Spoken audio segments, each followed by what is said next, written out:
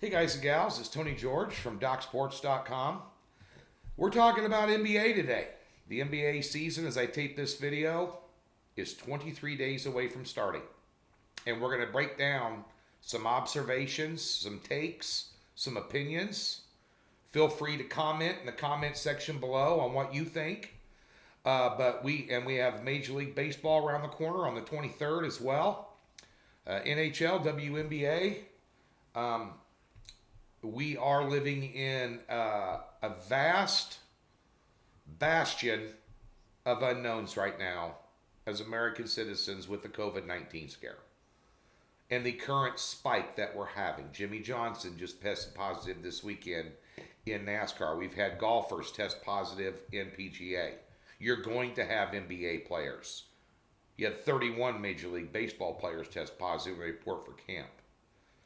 So saying that the NBA season is tipping off on the 30th is speculation. That Major League Baseball is going to start on the 24th. WNBA this day, NHL that, all that speculation. But growing up in a small town southeast of Lincoln, Nebraska, called Auburn, Nebraska, as a young lad, I was in the Boy Scouts, and this was back in the 70s.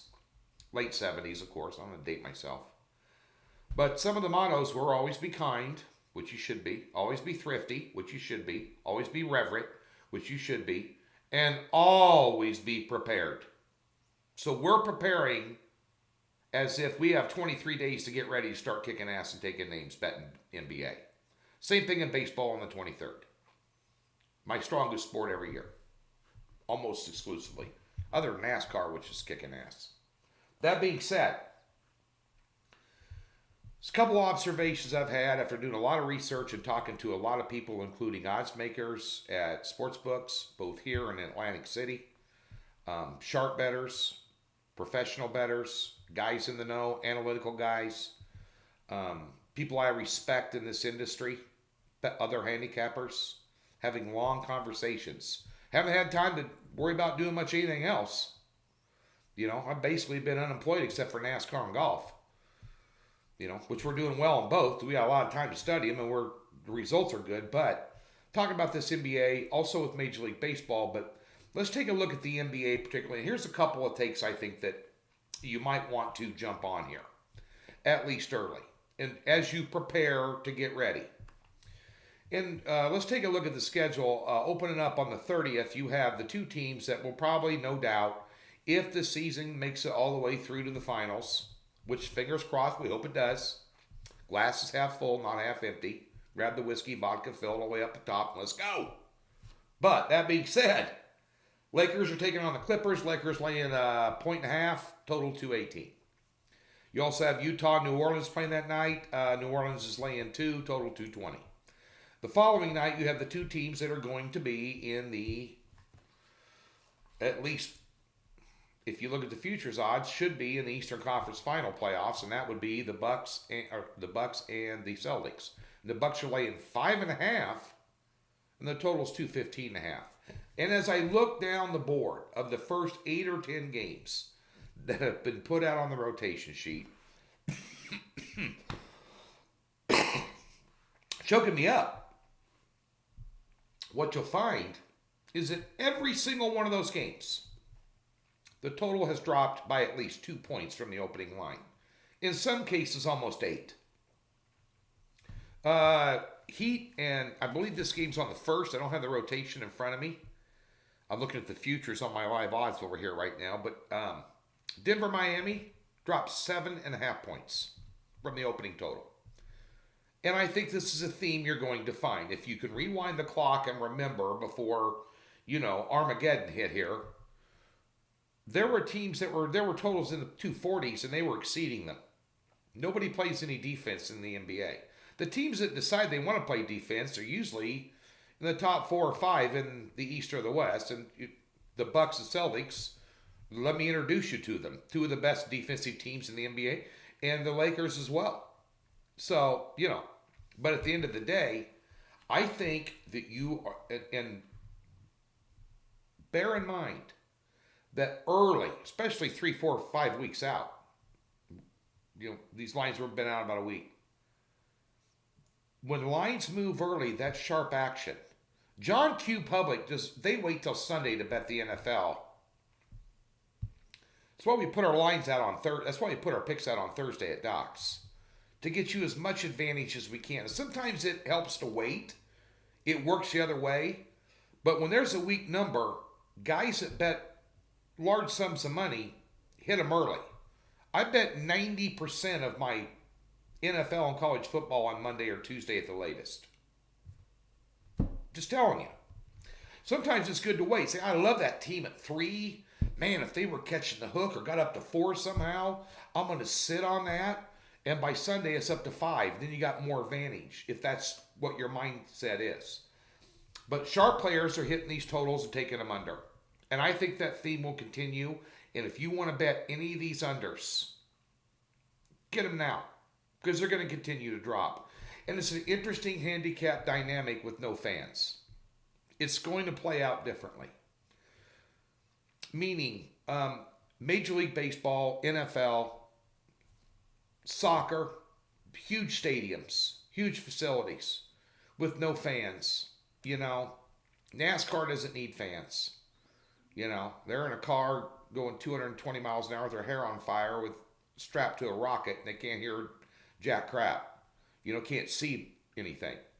You know, but I think of all the sports, maybe the NBA and NHL, you're in a smaller venue, holds 12 to 16,000 people, and momentum swings and shifts in momentum and adrenaline rushes are based a lot on the crowd. Home court has a huge advantage. That's been taken away. Are they going to adjust the odds and take away the fact that the Lakers are playing the Miami, you know, in LA, trying to catch up to the Clippers or whatever, to get in the playoff, whatever the scenario would be? The crowd's going to be fired up. They're going to fire the team up. You don't have that dynamic. And that also, you know, I think some scoring swings, this, that, and the other will be affected by that. I think the unders are going to be the way they look, at least out of the gate. First set of games, maybe the first week or two. These teams are not in mid-season shape either. And you can make the argument, we're going to have tired legs, not going to play any defense. They never play any defense anyway. Take the Houston Rockets, for example. But is Harden going to come out and shoot 75% from three-point range and, you know, Westbrook do his thing and this, that, and the other? I don't think you're going to see a ton of scoring like we did in the first half of the season before they shut it all down. At least initially. I think there's going to be some value in these totals on the unders. I really do. You're not going to have that spark that you would have in an environment with 15,000 people going nuts. Especially when you down 2 or 3 and all of a sudden you jump up to you're up 7 in 2 minutes. And a lot of that momentum and that adrenaline and that rush comes from that crowd going absolutely nuts. And that's going to be missing. And that's going to affect the handicap on some of these games. Where, if you disagree with me, leave a comment and tell me why. That being said, I also think anytime you're laying over 4 or 5, especially over 5 points in any of these games, you want to try and make a serious case for as many underdogs as you can. And just my opinion, especially out of the gate, might be a good time for those of you that can legally do it, because I know I'm going to be doing it out here in Las Vegas. In-game wagering is going to be key, especially halftime bets. And I'll tweet some of those out. I've been known to tweet them out. I think we hit 68% of the ones we tweeted out in the 2019 NBA season. People are loving it. It's like getting free picks for nothing. It's like getting premium plays for nothing. Because I was betting the exact same thing. So maybe to see how some of these, especially early on, how some of these things are panning out early, get that halftime, maybe you can't affect your beginning bet, but you maybe can affect the ending of your wagers that night by using in-game wagering. I think it's one of the greatest tools for sports bettors and not for books that there is. If you have any experience at all. But I would be saying, look at those unders, look at find reasons to take underdogs, and they're getting, at least if they're getting 5 points or more, you make a case for Boston plus 5.5. against the Bucks out of the gate. That's a big number. Huge. In this environment, in this scenario, this setting, I think there's going to be some value in some dogs. I wouldn't be throwing big numbers around all over the place. Just a couple of takes about the opening of the NBA season. Hope they help you. Listen, Doug Upstone and I are going to be coming on with some Tony's Times this week talking NFL futures and giving you our leans. So Doug's got a bunch of leans. And also the beginning of Major League Baseball, what you can expect, what you can look for, and where you're going to find some advantages, maybe the teams that have them. Right here on this YouTube page, courtesy of Doc Sports.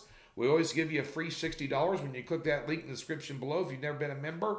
We're rolling in the PGA, 70% our last two tournaments. It's a 7-3 record. NASCAR off a huge 3-0 sweep and a free play 3-0 sweep for you as well on Sunday. And we got Kentucky this weekend in NASCAR rolling. So be sure to get over to the site and check out all the free offerings we have for you and some great premium picks.